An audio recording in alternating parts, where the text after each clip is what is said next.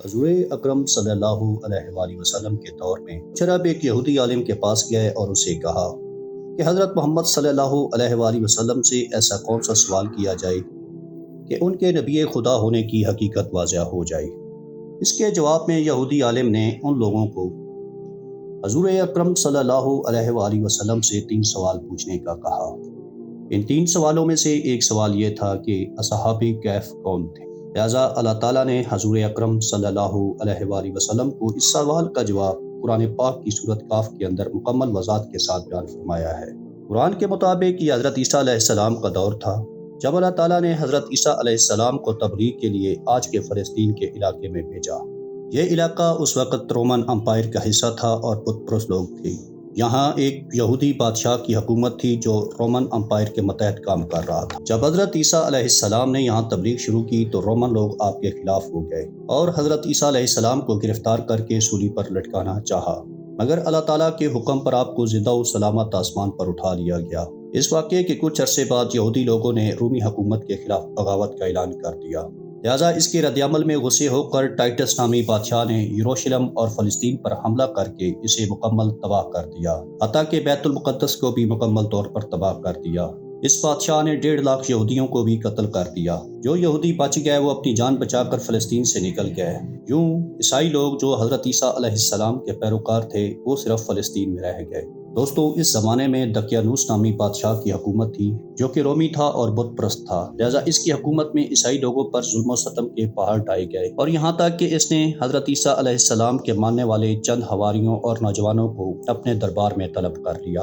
اور ان سے کہا کہ میں تم سب لوگوں کو چند دن کی مہلت دیتا ہوں کہ تم لوگ اپنے نئے دین عیسائیت سے باز آ جاؤ، ورنہ میں تم سب لوگوں کو قتل کرا دوں گا۔ دوستو، حضرت عیسیٰ علیہ السلام کے یہ پیروکار نوجوان لوگ دراصل اصحاب کہف تھے، جن کا ذکر قرآن پاک کی سورۃ کاف میں وضاحت سے بیان ہوا ہے۔ ان نوجوانوں نے جب یہ دھمکی سنی تو شدید پریشان ہو گئے، کیونکہ وہ اس بادشاہ سے لڑنے کی طاقت نہ رکھتے تھے اور نہ ہی فلسطین میں رہ کر عیسائیت کی تبلیغ کر سکتے تھے، ورنہ دقیانوس بادشاہ ان کو قتل کروا دیتا۔ لہٰذا انہوں نے باہمی مشاورت سے شہر چھوڑنے کا فیصلہ کیا اور اللہ تعالیٰ کی ذات پر بھروسہ کر کے شہر سے نکل پڑے، یہ سوچ کر کہ اب اللہ تعالیٰ ہی ان کے حق میں بہتر فیصلہ کرنے والا ہے اور کوئی نیا راستہ نکالے گا جس کی وجہ سے وہ لوگ مصیبت سے بچ جائیں گے۔ یہاں تک کہ وہ شہر سے باہر نکل کر ایک پہاڑ کی غار میں چھپ گئے اور وہیں اسی غار میں سو گئے، یہاں تک کہ سوتے سوتے ان پر تقریباً 300 سال کا عرصہ گزر گیا، یعنی 300 سال تک یہ لوگ اس غار میں اللہ تعالیٰ کے حکم سے سوئے رہے۔ دقیانوس بادشاہ نے جب ان لوگوں کو تلاش کروانا چاہا تو اسے معلوم ہوا کہ یہ لوگ اس غار کے اندر موجود ہیں، تو وہ بہت غیظ و غضب کا شکار ہوا اور اس نے حکم دیا کہ اس غار کو مضبوط دیوار بنا کر بند کر دیا جائے تاکہ یہ لوگ اس غار میں ہی رہ کر مر جائیں اور کبھی باہر نہ آ سکیں۔ اس بادشاہ نے جس شخص کے ذمہ یہ کام لگایا وہ بہت ہی نیک اور خدا ترس شخص تھا۔ اس نے اصحاب کہف کے نام اور تعداد اور پورا واقعہ ایک تختی پر کندہ کروا کر تانبے کے صندوق میں رکھ کر اس دیوار کی بنیادوں میں رکھ دیا تھا، اور اسی طرح کی ایک اور تختی شاہی خزانے میں بھی رکھوا دی۔ اس 300 سال عرصے کے دوران دقیانوس بادشاہ مر گیا اور اس کے بعد کئی بادشاہ اور کئی حکومتیں آئیں اور چلی گئیں، یہاں تک کہ 300 عیسوی میں رومن امپائر نے بھی عیسائیت اختیار کر لی۔ اس زمانے کے بعد یعنی 440 عیسوی میں بیدروس نامی عیسائی بادشاہ کی حکومت آئی، جو کہ ایک نیک دل اور انصاف پرست بادشاہ تھا۔ اس نے 68 سال شان و شوکت سے حکومت کی، اور اس کے دور میں جب مذہبی فرقہ پسندی عروج پر پہنچ چکی تھی اور لوگوں میں مرنے کے بعد دوبارہ زندہ کیا جانے اور قیامت کا یقین ختم ہوتا جا رہا تھا، تو اپنی قوم کی یہ حالت دیکھ کر بادشاہ بہت زیادہ رنجیدہ ہوا اور ایک روز اپنے محل کی تنہائی میں جا کر بند ہو گیا اور اللہ تعالیٰ کی بارگاہ میں دعا کرتا رہا کہ اے اللہ، کچھ ایسی نشانی ظاہر فرما کہ میری قوم کے لوگوں کا ایمان پھر سے تازہ ہو جائے اور انہیں مرنے کے بعد دوبارہ زندہ کیے جانے، قیامت اور ایک خدا کے موجود ہونے کا یقین ہو جائے۔ اللہ پاک نے اس کی یہ دعا قبول فرمائی۔ ایک دن ایک چرواہا اپنی بکریاں چراتے چراتے اس غار کے پاس پہنچا۔ یہ وہی غار تھی جس میں اصحاب کہف موجود تھے اور اس میں سو رہے تھے۔ اس چرواہا نے اپنے لوگوں کے ساتھ مل کر اس دیوار کو گرا دیا۔ اس دیوار کے گرتے ہی دیوار گرانے والوں پر ایسی ہیبت اور خوف طاری ہوا کہ سب گھبرا کر وہاں سے بھاگ نکلے۔ یوں اللہ تعالیٰ کے حکم سے اصحاب کہف اپنی نیند سے بیدار ہوئے اور ایک دوسرے سے سلام و کلام میں مشغول ہو گئے۔ جب ان لوگوں کو بھوک لگی تو انہوں نے اپنی اپنے ایک ساتھی کو کہا کہ تم بازار جا کر نہایت خاموشی سے کھانا لے کر آؤ اور یہ بھی معلوم کرنا کہ دقیانوس ہمارے بارے میں کیا خیالات رکھتا ہے۔ جب اصحاب کہف کا یہ آدمی بازار پہنچا تو یہ دیکھ کر حیران و پریشان ہو گیا کہ شہر میں ہر طرف عیسائیت کا چرچا اور بول بالا ہے، حتیٰ کہ لوگ اعلانیہ حضرت عیسیٰ علیہ السلام کا کلمہ پڑھ رہے ہیں اور ان کی تعلیمات پر عمل بھی کر رہے ہیں۔ اسی کشمکش میں یہ آدمی ایک کھانے والی دکان پہ جاتا ہے اور کھانا حاصل کرتا ہے اور کھانے کی قیمت کے عوض دقیانوس نامی بادشاہ کے زمانے کا سکہ دکاندار کو دیتا ہے، جو کہ ظاہر ہے 300 سال پرانا تھا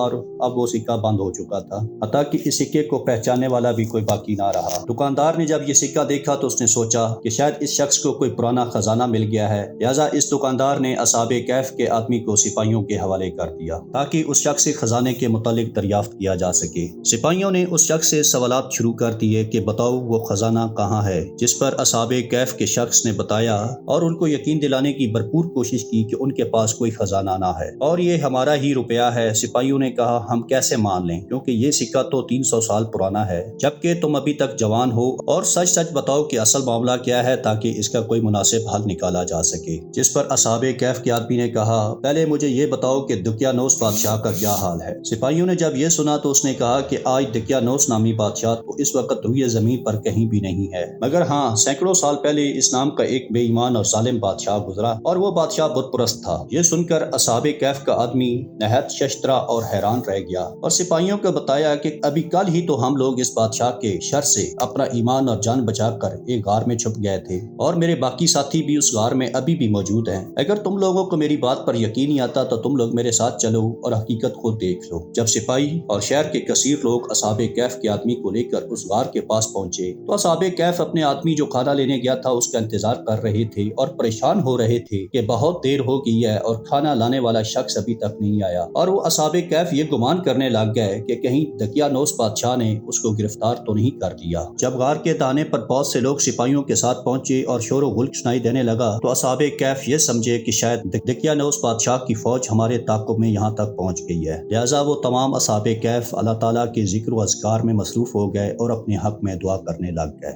سپاہیوں نے غار کے دانے پر پہنچ کر وہ تانبے کا صندوق برآمد کر لیا اور اس کے اندر سے تختی نکال کر پڑھا تو اس میں اصحاب کہف کے نام اور تعداد کے ساتھ یہ بھی لکھا تھا کہ یہ مومنوں کی جماعت ہے اور دقیانوس بادشاہ کے خوف اور اپنے دین کی حفاظت کے لیے اس غار میں پناہ گزین ہوئے ہیں، اور دقیانوس نے غصے میں آ کر اس غار کا دروازہ دیوار ڈلوا کر بند کر دیا ہے۔ بعد میں آنے والے وقت میں جب کبھی یہ غار کا دروازہ کھلے تو اس وقت کے لوگ اصحاب کہف کا علم معلوم کر سکے۔ سپاہی یہ سب دیکھ کر حیران و پریشان رہ گئے اور جب کچھ سمجھ نہ آئی تو بادشاہ بیدروس کو اطلاع دی۔ بادشاہ بیدروس نے اس خبر کے ملتے ہی اپنے وزیروں عمراء کے ساتھ اس غار تک پہنچ گیا۔ اصحاب کہف نے غار سے باہر آ کر بادشاہ کو تمام واقعہ سنایا تو بادشاہ بیدروس نے سجدہ گزار ہو کر اللہ رب العزت کا شکریہ ادا کیا کہ اے اللہ تو نے میری دعا قبول کر لی اور ایسی نشانی ظاہر کر دی کہ انسان موت کے بعد دوبارہ زندہ ہونے کا یقین ضرور کرے گا۔ اس کے بعد اصحاب کہف نے بیدروس بادشاہ کو دعا دی کہ اللہ تمہاری بادشاہی میں خیر و برکت عطا فرمائے، اور سلام کرنے کے بعد واپس اسی غار میں چلے گئے اور دوبارہ وہیں جا کر سو گئے جہاں سے بیدار ہوئے تھے۔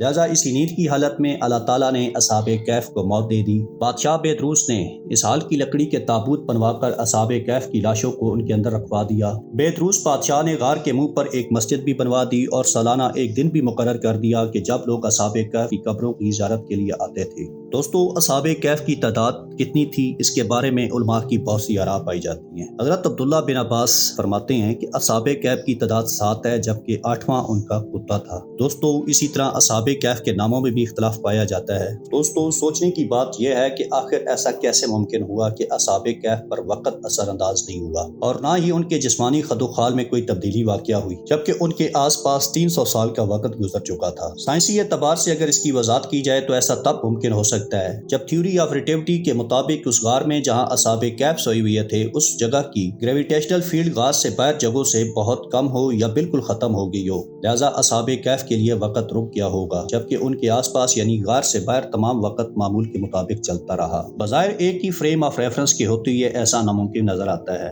لیکن تمام جہانوں کے پالنے والے رب کے لیے جو تمام جہانوں پر قادر ہے، زمین و آسمان اس کے تابع ہیں، اس کے لیے کچھ بھی ناممکن نہیں ہے۔ یہ تو محض انسانی سوچ کی ایک حدود ہو سکتی ہے، جبکہ اللہ تعالیٰ کے لیے سب کچھ کن فیکون کی دوری پر موجود ہے۔ دوستو امید کرتا ہوں کہ آج کی ویڈیو آپ کے لیے بہت انفارمیٹیو ہوگی اور پسند آئی ہوگی۔ مزید اس طرح کی ویڈیوز دیکھنے کے لیے میرے چینل کو سبسکرائب کریں اور ویڈیو کو لائک کریں